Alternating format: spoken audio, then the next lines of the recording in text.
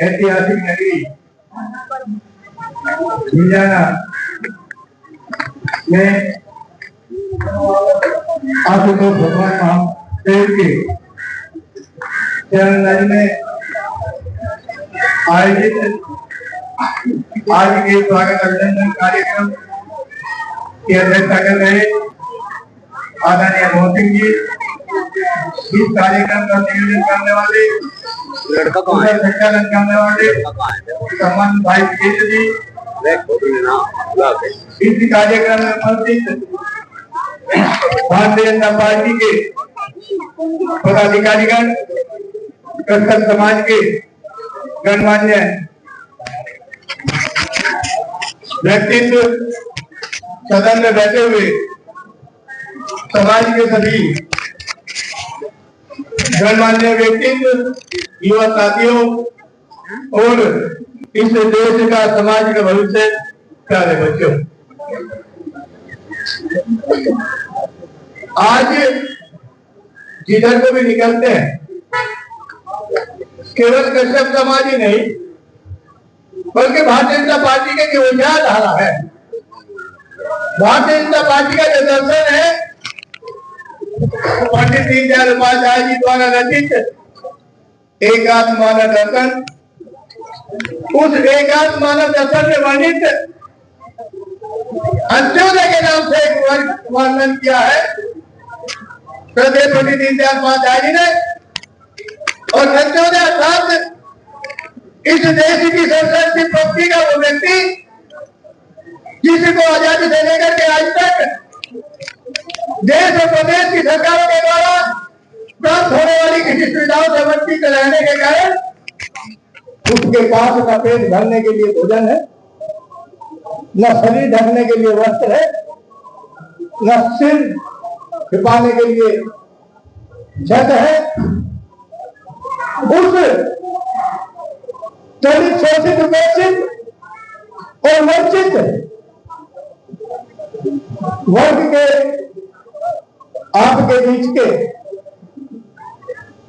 अपने बेटे को, आपके भाई को भारतीय जनता पार्टी ने राजनीतिक अधिकार दे करके, राजनीतिक सम्मान दे करके इस संपूर्ण अंत्योदय वर्ग का जो सम्मान किया है, इस संपूर्ण जनपद शामली के अंत्योदय वर्ग की ओर से भारतीय जनता पार्टी के शीर्ष नेतृत्व, भारतीय जनता पार्टी के प्रदेश नेतृत्व, भारतीय जनता पार्टी के क्षेत्रीय नेतृत्व और भारतीय जनता पार्टी के जनपद और आसपास के जनपदों में निवास करने वाले उन नेतागणों का जिन्होंने सम्मान को दिलाने में सहयोग किया, सभी का इस मंच के माध्यम से स्वागत अभिनंदन करते हुए उनका आभार व्यक्त करता हूँ।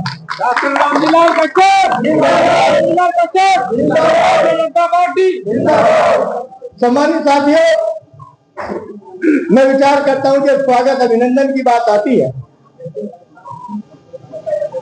26 तारीख से लेकर के आज तक सैकड़ों से ज्यादा कार्यक्रम इस प्रकार के हो चुके होंगे और ये स्वागत अभिनंदन यदि एक पक्षीय हो तो इसका आनंद नहीं मिलता। इसका आनंद जब मिलता है जब ये द्विपक्षीय हो। आप सब लोगों ने आज डीजे बजा करके, उद्घोष लगा करके भारतीय जनता पार्टी जिंदाबाद के पुष्प वर्षा करके, पुष्प मालाओं के द्वारा, पगड़ी पहना करके और पूर्व वक्ताओं ने अपनी वाणी से जो सम्मान दिया, मैं भी अपनी ओर से और भारतीय जनता पार्टी की ओर से सम्मानित मंच को और आप सभी को अपनी ओर से नमन करता हूं, आप सबका स्वागत करता हूं, अभिनंदन करता हूं, आप सबके चरणों में नमन करता हूं।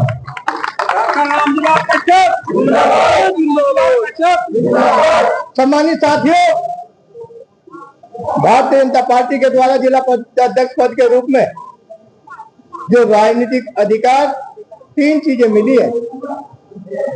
भारतीय जनता पार्टी ने आपको जिलाध्यक्ष का दायित्व देकर के 3 चीजें देने का काम किया है। नंबर 1 राजनीतिक अधिकार, नंबर 2 राजनीतिक सम्मान और नंबर 3 राजनीतिक दायित्व। पहली 2 चीजें आपको समर्पित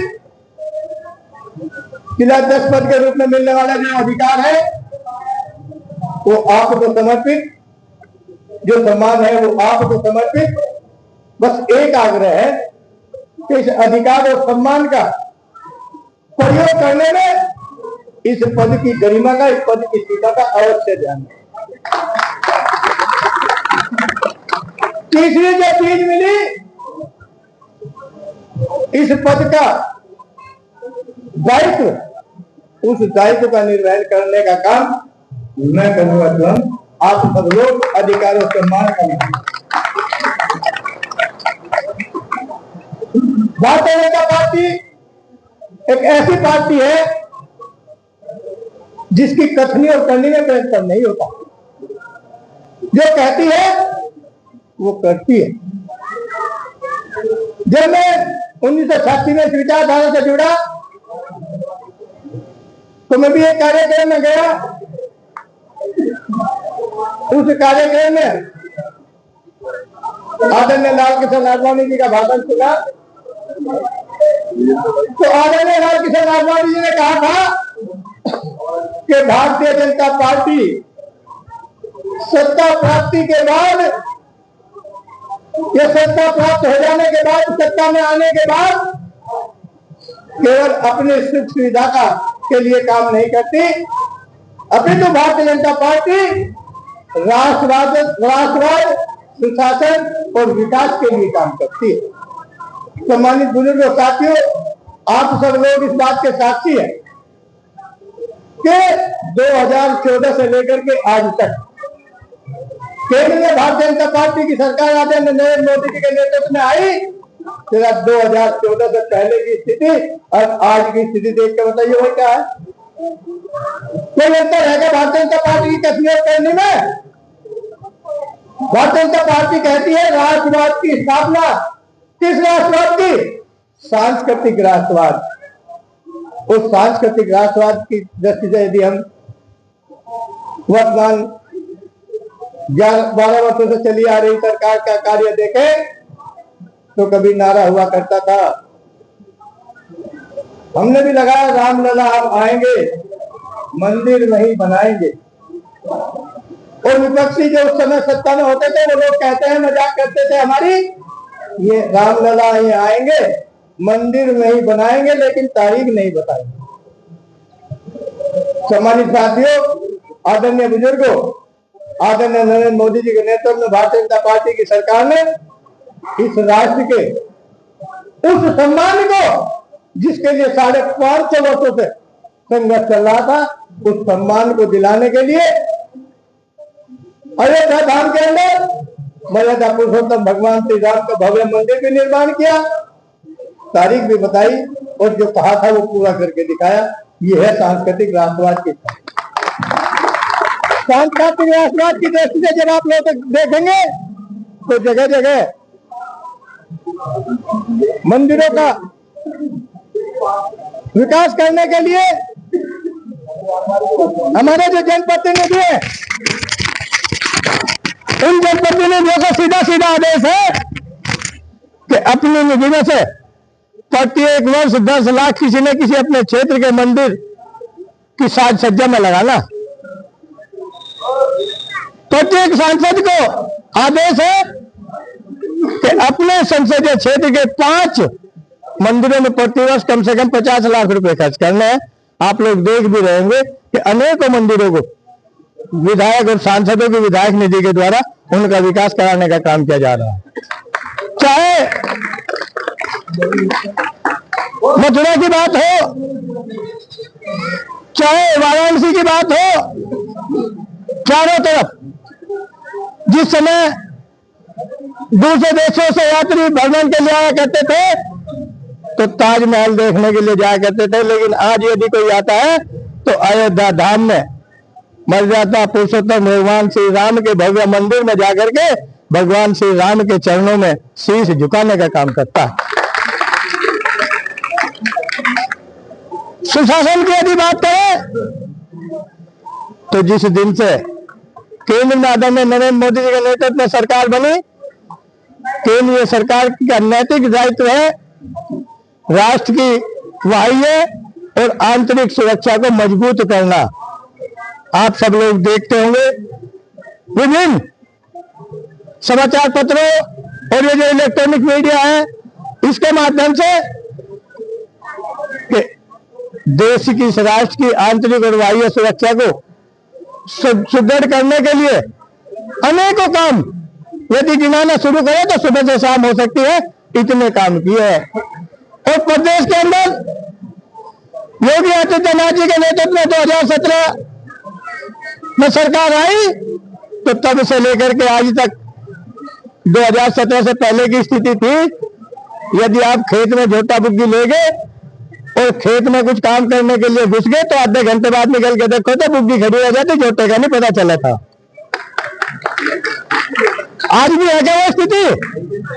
बहन बेटियां घर से निकालते हुए डरते थे, और आज बहन बेटियां रात के 12-12 बजे तक सड़कों पर निडर होकर के अपना काम करती है, चाहे पढ़ाई का काम हो, चाहे नौकरी का काम हो, चाहे कुछ और अन्य काम हो।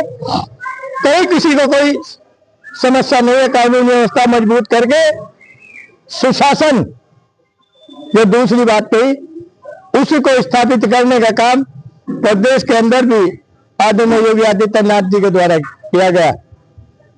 तीसरी है विकास। विकास की दृष्टि से यदि विचार करोगे, मुझे बताने की तो शायद आवश्यकता नहीं। हम सब की याद में पहली बार ऐसा है कि इस जिले में 5 हाईवे हैं जो इस जिले से होकर के गुजरते, 5 राष्ट्रीय राजमार्ग किस जिले में। मेरे वो समय याद है कि 90-92 के चुनाव में जब जाया करते थे, ऊन से लेकर के चौसाना तक साइकिल भी चलाने का रास्ता नहीं था, और आज 4 लेन की सड़क है क्या किसी भी दृष्टि से। और जो पंडित दीनदयाल उपाध्याय जी ने अंत्योदय वर्ग की श्रेणी के माध्यम से बताया है, उस वर्ग के उत्थान के लिए कभी कोई कल्पना नहीं कर सकता था कि प्रत्येक घर में सरकार के द्वारा निःशुल्क शौचालय निर्माण करा करके गरीब की मातृ शक्ति का सम्मान किया जा सकता है, गरीब की महिलाओं के सम्मान की रक्षा की जा सकती है। कोई विचार नहीं कर सकता था कि चूल्हे के धुएं से चूल्हे के से जो धुआं निकलता था, और वो जो खाना बनाने वाली महिला के नाक के द्वारा, सांस के द्वारा उसके शरीर के अंदर घुसता था, तो अनेक प्रकार की बीमारियां पैदा होती थी। उनसे मुक्ति दिलाने के लिए निःशुल्क उज्ज्वला योजना के माध्यम से गैस के कनेक्शन और सिलेंडर देने का काम किया गया। जन धन योजना के माध्यम से बिना पैसा खर्च किए खाते खुलवाने का काम किया गया। बीमा सरकार के द्वारा 1 रुपए के हिसाब से, प्रतिदिन के हिसाब से करने का काम किया गया। और कौशल विकास योजना के माध्यम से इस वंचित, शोषित, उपेक्षित वर्ग के उस युवा के लिए जो कम पढ़ा लिखा है, अपनी व्यावसायिक शिक्षा दे करके, चाहे वो नाई का काम हो, चाहे बढ़ईगिरी का काम हो, चाहे वो कुम्हार का मिट्टी के बर्तन बनाने का काम हो, चाहे अन्य प्रकार का काम हो, कौशल विकास योजना के माध्यम से इस प्रकार के प्रशिक्षण दे करके उन्हें ऋण दे करके सस्ती दरों पर अपना रोजगार स्थापित करने का काम किया गया। हर प्रकार से इस देश के प्रत्येक नागरिकों के उत्थान के लिए आदरणीय नरेंद्र मोदी जी के नेतृत्व में प्रदेश के अंदर भी आदरणीय योगी आदित्यनाथ जी के द्वारा कार्य किए जा रहे हैं।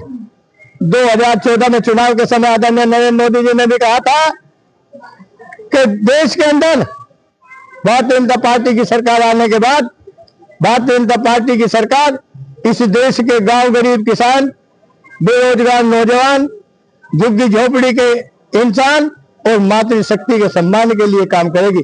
सम्मानित साथियों, आप सब लोग देखते होंगे कि आदरणीय नरेंद्र मोदी जी आजादी से लेकर के आज तक के कार्यकाल में पहले ऐसे प्रधानमंत्री है जो 18 घंटे आपके लिए काम करते हैं। और उन्होंने जब 2014 में कहा था अपनी उस बात को पूरा करने के लिए तत्पर रहते हैं, और आज चाहे वो किसी भी वर्ग का, किसी भी जाति का, किसी भी धर्म का अनुयायी हो, कोई व्यक्ति ये नहीं कह सकता कि मुझे किसी सरकारी योजना का लाभ नहीं मिला। इतनी सारी योजना है कि किसी न किसी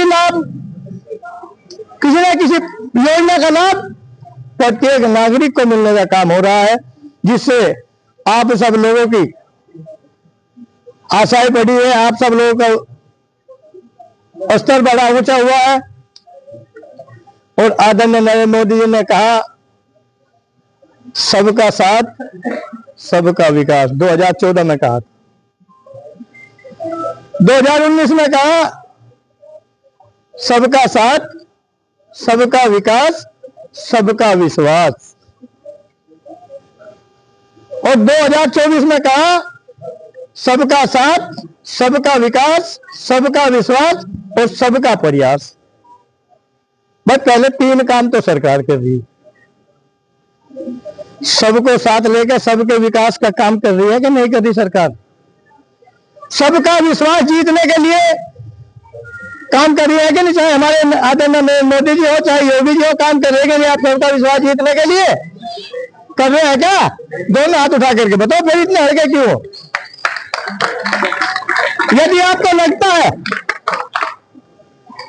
कि आप सबको साथ लेकर के आप सबके विकास के लिए, आप सबका विश्वास अर्जित करने के लिए केंद्र प्रदेश की सरकारें दिन रात आपकी सेवा में लगी हुई है, तो एक काम बचता है, आपका प्रयास। और वो प्रयास क्या है? आदरणीय नरेंद्र मोदी ने लक्ष्य लिया है 2047 तक इस राष्ट्र को विकसित राष्ट्र के रूप में खड़ा करना है। और विकसित राष्ट्र जब तक इस देश का प्रत्येक नागरिक उस संकल्प के साथ मजबूती के साथ खड़ा नहीं होगा तो विकसित राष्ट्र नहीं हो सकता।